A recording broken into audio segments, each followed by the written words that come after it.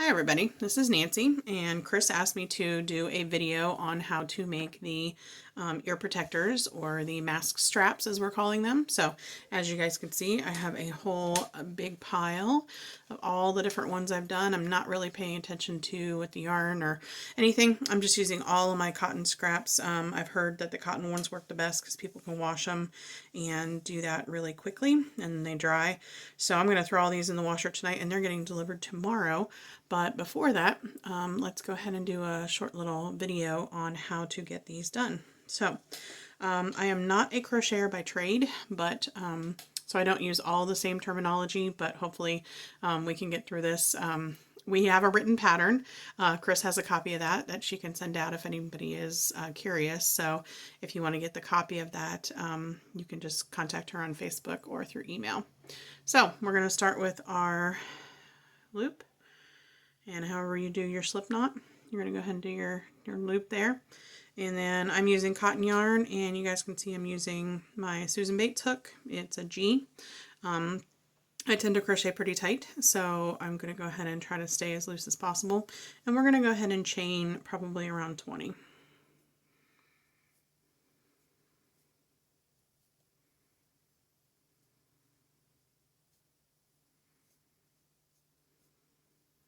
Eleven, 12, 14,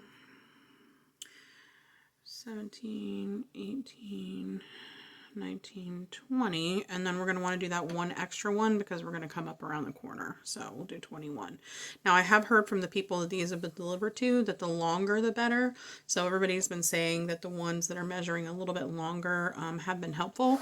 So I think that our pattern usually, this one's probably about, you could say about 6 inches. I think everybody's saying about 6 or 7 inches is pretty good.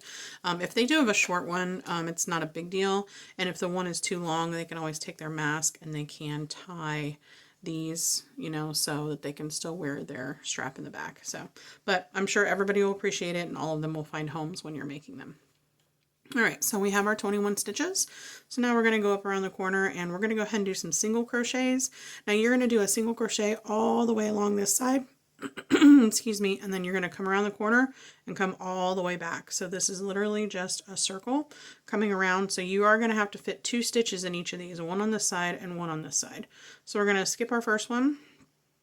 We're going to go into our next after that, and we're just going to single crochet all the way down.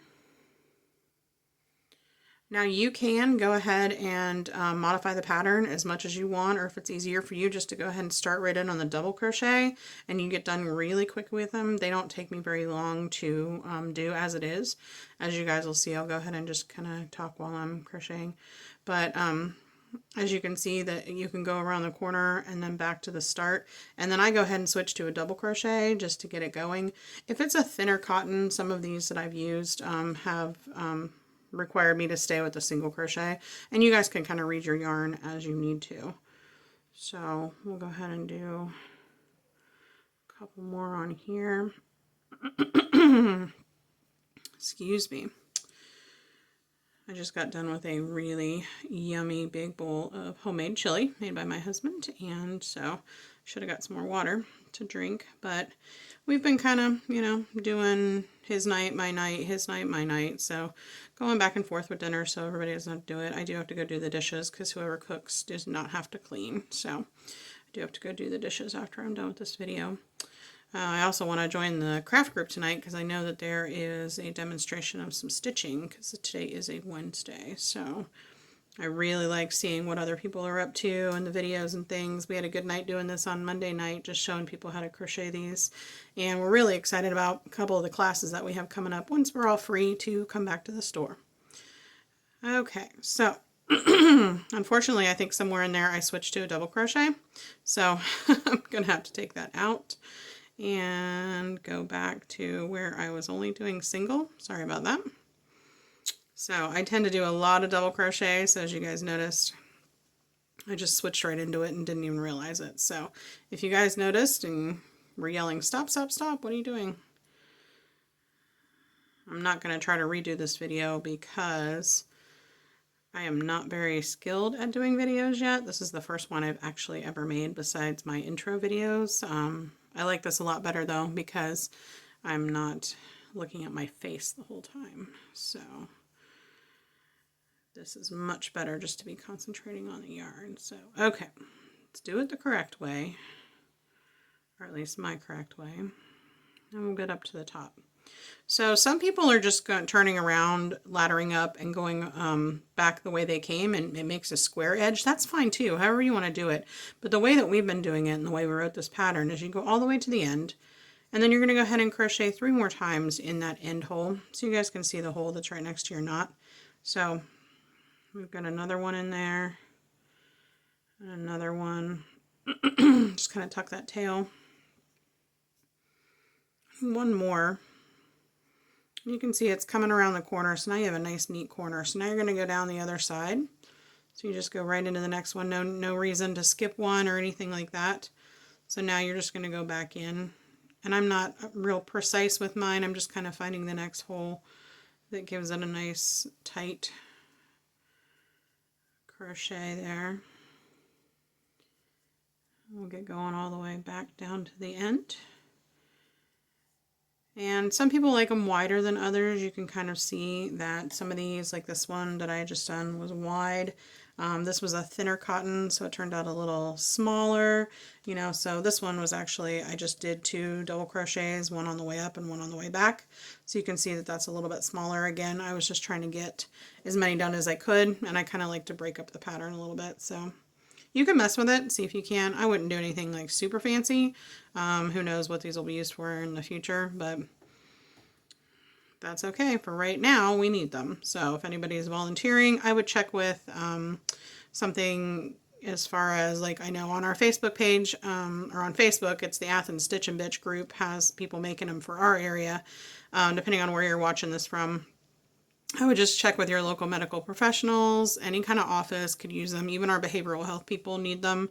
Our restaurant people need them. So anybody that's doing any kind of work around people, you know, if they have to wear these all the time, I understand that it's really painful to be behind the ears. So I've been using one, and my mask that I wear already has kind of a built-in system. So, okay, so you get back up to the top, and now what you're going to do, so now you've got your nice little center there.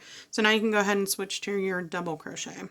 So you're going to go ahead and wrap around, and you go back in that hole 3 more times. So, and you can do that with your single crochet, or you can switch to your double, it doesn't matter. So you just have to get around the corner there. Excuse me, if you're following an exact pattern, I get that. I don't tend to follow patterns very often. My name in our knitting group is No Pattern Nancy, because I tend to make stuff up like this all the time. So now the holes are a little more distinct. So you can just continue to follow it this way. And if you think it's wide enough and you just added that and you don't really care, you just want to get a bunch of these done because you know people need them, you can just do this on the way back, and if it's wide enough for your button, go for it. You don't have to come back around the other side if you don't want to. Again, nobody really cares what these look like. They're more for function, and nothing's going to happen. They're not going to fall apart or anything like that if you don't go down the other side. So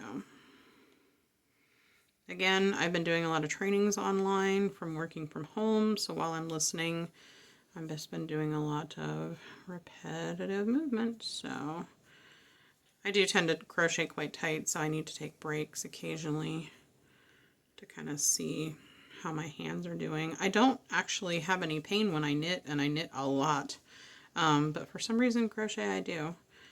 And I've tried different styles of ways to hold my hook. Maybe I need to practice some of those again. So we are almost at the end. And again, you should be doing around the 20 stitches, so give or take, just so you're kind of getting that basic shape. And when all said and done, you can make a ton of bookmarks, you can make all kinds of, this could be some sort of hair tie. I mean, there's all kinds of things you can make with this basic pattern. So, all right, so you're going to go back to the top, pick that hole, and you're going to do 3 of those double crochets in there. Now, like I said, if you're good and this is the only size button you have and that works and your strap fits around it, that's going to be good. And you're go ahead and be done. So if you want to continue to go around because it's really bothering you that it's not even and you want that other side to be double crocheted, then we're going to go ahead and double crochet a couple more times in this hole at the top. So there's another one, 2, 3, and then we're going to start down the other side.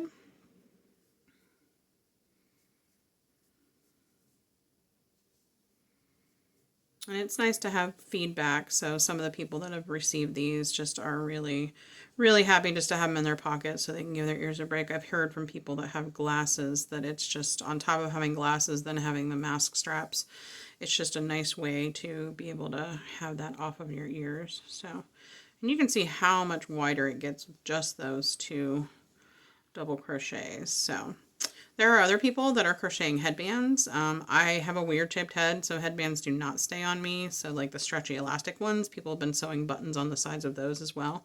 And it kind of keeps it on if you have the mask on. But again, my weird head shape doesn't allow for headbands a whole lot. So this is a much easier way for me to wear them. And if you develop a different way or you find a better way to do it, please share your ways of doing it. This is not by any means a perfect way. I just kind of looked at a picture and decided, hey, I should probably do a bunch of these. I have a ton of extra cotton because I have all kinds of little balls left over from washcloths and baby clothes and all kinds of things. This summer, I'm going to be doing some crochet classes for Chris on some mason jar cozies and some plant hangers, and my friend Nadine and I will be doing a class all about what's called the virus shawl, which, believe me, we did not pick out the name beforehand. This was actually a thing we've already crocheted. So, but it's really addictive and it spreads like, you know, most viruses do. So we're really excited to teach that as well. So once Chris gets back open, I also would love to utilize the little patio next door and do some dyeing. So we can dye cotton or any kind of different yarn. Plus we have some fabulous dyers that are already in the shop. So that's always fun. All right, so I kind of just get back up to the top here. Try not to snag my yarn. And then I'm just going to do a slip stitch and just close that off. And I kind of tend to do 1 or 2 or 3 just to get it a nice curve around the top of there. So I go ahead and pull that out, grab my scissors, give it a snip, and pull that through. Now, the way I do this, I end up with a tail at both ends, and those are the 2 tails that I use to sew my buttons on. So if I was going to pick these 2 buttons right here, I would go ahead and get my needle, go ahead and thread it on this, and go ahead and I'll just go ahead and do one of those right now for you. But yeah, and I don't spend a whole lot of time on my buttons. I just try to, because it's cotton, I don't split it or anything. I just kind of come over a couple times just so that tail is, you know, thread in there. And then I kind of come up through the thickest part, try to catch a lot of those strands, and I just sew my button right on. So I kind of purposely leave those tails a little longer, or if I don't have a tail, I use whatever, you know, extra piece of cotton is there. So, but usually I just go once up and down. I have different size buttons, and if my buttons don't match, I don't much care either. So yeah, I go in twice, and then I'll give it a safety stitch on the back here once or twice, kind of like that. Give it another nice tight one behind the button, wiggle it out, and then you can go ahead and give it a safety knot if you'd like. If not, you can crochet it in if you want. I don't usually take the time just because I'm trying to get a bunch of these done. So I give it that little safety knot. Give it a little snip, and then like I said, if you want, you can pull that tail in and out and kind of hide it behind that button. So yeah, so that was your tutorial on how to make these for, I guess we're calling them ear mask straps. So hand crocheted ones. Like I said, I've got a bunch of different colors and sizes and all kinds of different ones. Some are thinner than others, so people can kind of pick out what they like. So you can see these kind of bend a little bit. I have not thrown these in the washer yet. I'm going to wash them, lay them out flat, dry them. So if you have any questions, again, see Chris by email or Facebook. And if you have any questions for me, you can also reach me. My Facebook page is called Reusable Fiber Arts. That's REEWES, as in like reuse, as in the sheep. Reusable Fiber Arts. So you can look us up. Or I also have a page with my friend Nadine. It's Nadine and Nancy's knitting page. So any of those pages, but Chris knows how to get a hold of us. So if you have any questions, just let us know. All right, thanks.